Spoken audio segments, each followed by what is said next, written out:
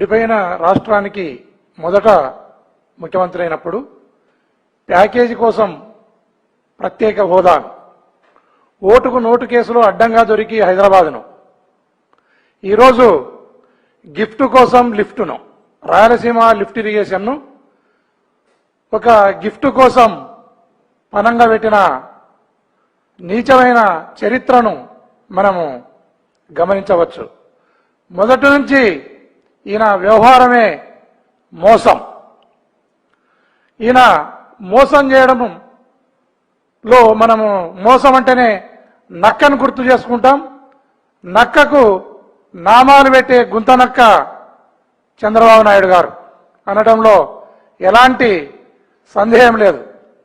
ఎందుకంటే చంద్రబాబు నాయుడు మొదటి నుంచి కూడా ఎందుకో ఏమో లిఫ్ట్ ఇరిగేషన్, రాయలసీమ లిఫ్ట్ ఇరిగేషన్ని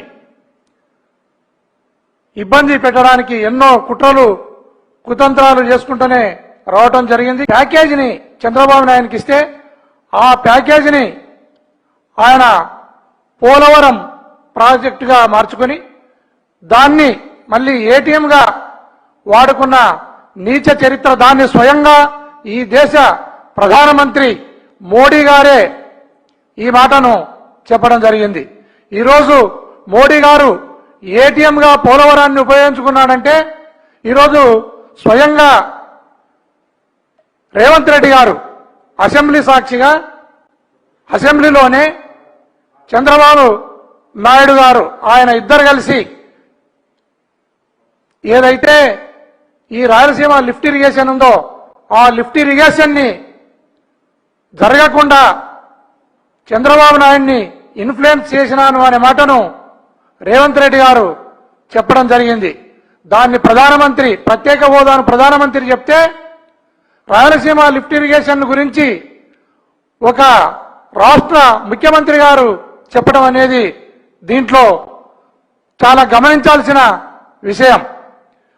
ఖచ్చితంగా చంద్రబాబు నాయుడు గారు లిఫ్ట్ కోసం గిఫ్ట్ తీసుకోలేదు అంటే ఆయన ఒక ప్రెస్ మీట్ పెట్టైనా దాని మీద క్లారిటీ ఇవ్వాల్సిన అవసరం ఉంది. ఎందుకంటే లిఫ్ట్ ఇచ్చినది చంద్రబాబు నాయుడే అనే మాటను రేవంత్ రెడ్డి అసెంబ్లీ సాక్షిగా చెప్పడం జరిగింది. దాని మీద క్లారిటీ ఇవ్వాల్సిన బాధ్యత చంద్రబాబు నాయుడు గారి మీద ఉంది. ఏమి గిఫ్ట్ తీసుకున్నావు అనేది ఖచ్చితంగా చెప్పాలి. 1956లో పెద్ద మనసులో ఒప్పందం జరిగి అప్పుడు తెలంగాణకు మేలు జరిగితే ఇప్పుడు చిన్న మనసుల ఒప్పందంలో ఏమి జరిగింది అనడం అనే దాంట్లో క్లారిటీ ఇవ్వాల్సిన బాధ్యత చంద్రబాబు నాయుడు గారి మీద ఉంది. ఖచ్చితంగా దీని మీద క్లారిటీ ఇవ్వాలి. ఎటువంటి పరిస్థితుల్లో కూడా రాయలసీమ ప్రజలు చంద్రబాబు నాయుడు గారిని కానీ కూటమి ప్రభుత్వాన్ని కానీ ఉపేక్షించే పరిస్థితే లేదు. దీని మీద తొందరగా క్లారిటీ ఇవ్వాలి. ఆయన ఏమి గిఫ్ట్ తీసుకున్నాడో, లిఫ్ట్నిచ్చి ఏమి గిఫ్ట్ తీసుకున్నాడో దానిపైన క్లారిటీ ఇవ్వాల్సిన బాధ్యత చంద్రబాబు నాయుడు గారు మీద ఉందనేది నేను రాష్ట్ర ప్రజలకు తెలియజేస్తున్నాను.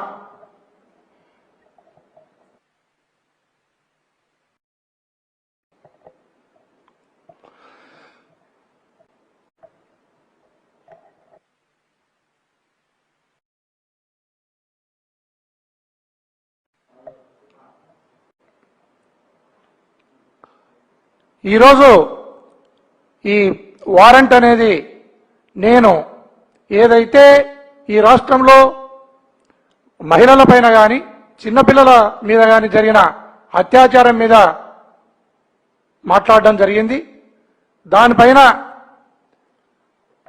నిరంకుశంగా ఈ ప్రభుత్వం నా పైన ఒక కేసును రిజిస్టర్ చేయడం జరిగింది. ఈ కేసులో మనం గమనిస్తే ఇప్పటి వరకు ఎవరైతే చిన్న బాలిక హత్యకు గురైందో ఆ బాలిక యొక్క బాడీని కూడా ఐడెంటిఫికేషన్ చేయలేదు. దానిపైన నిజమైన ముద్దాయిలను కూడా అరెస్టు చేయలేదు. కానీ దాని మీద మాట్లాడిన నా మీద కేసు కట్టడం జరిగింది. నా మీద వారెంట్ను కూడా ఇష్యూ చేయడం జరిగింది. ఇది చాలా అప్రజాస్వామికంగా అందరూ కూడా గమనించాలి. చేయవలసిన పనిని చేయకుండా వేరే పనుల కోసం అల్టీరియర్ మోటివ్ తో ఈ ప్రభుత్వం ముందుకు పోతా ఉంది. దయచేసి ఇట్లాంటి కార్యక్రమాలకు ఫుల్ స్టాప్ పెట్టి నిజమైన ఉద్యోగాన్ని పోలీస్ వ్యవస్థ చేయవలసిందిగా కోరుచున్నాను.